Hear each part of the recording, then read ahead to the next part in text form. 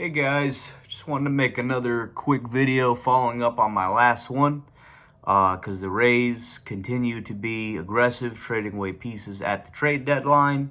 I guess you could say that they are in full fire sale mode, although I don't really like to conceptualize it as a fire sale because you think of fire sale, you usually think of teams that are tanking, losing, just trying to get as much value back as their current players, for their current players in the short term, while looking to compete again further down the road. Whereas the Rays continue to play pretty well. They're now 2 games up over 500. They beat the Reds today, and I think they will be trying to field a really competitive team next year too.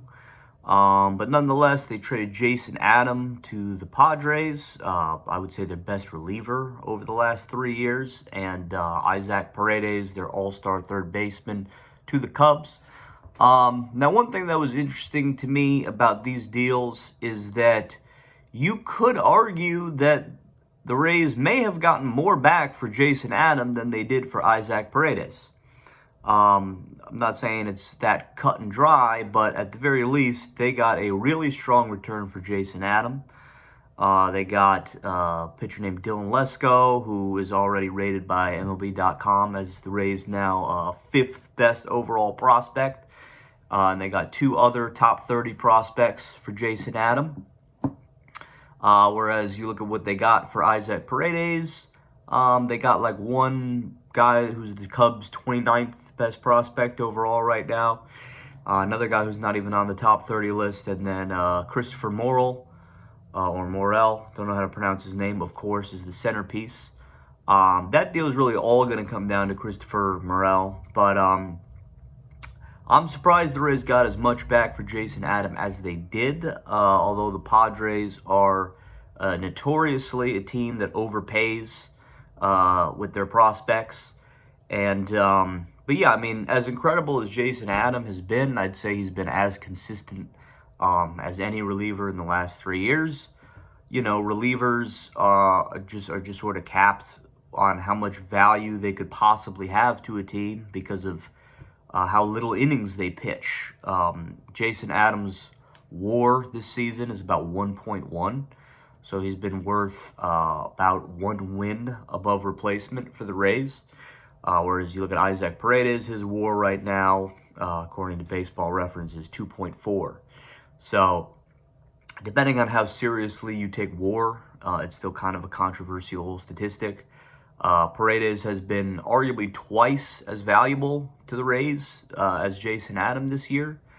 Both have 2 more years under control after this season, but I don't know. I'm just a little surprised the Rays didn't get more back for Isaac Paredes, who was their all-star third baseman this year. And I feel like it's a little harder to get controllable all-star third baseman than it is to get high-leverage relievers.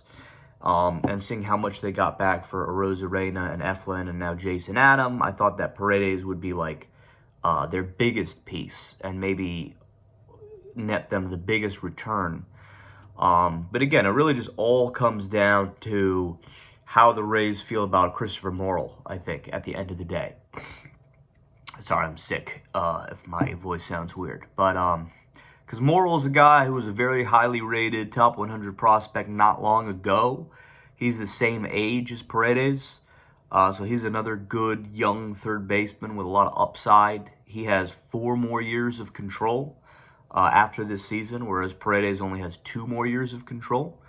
And last year, Christopher Morel had a very good offensive season, just as good as Paredes. But this year, Paredes has been a lot better. He's better defensively. And so I really think that trade at the end of the day is going to come down to how those 2 third basemen perform. I mean, if the Rays think that Morel has a lot of untapped potential and he can be at least as good as Paredes over, in the future, then you're getting a guy with 4 years of club control for a guy in Paredes with only 2 years of club control. And a couple of other decent prospects to boot. That's kind of a no-brainer deal. But if Morrill never ends up being as good as Paredes, then I think the Rays will have looked back and maybe hope that they could get more for Paredes, or at the very least hold on to him, because he is, I would say, their most consistently above average position player at the moment. He's probably their best position player.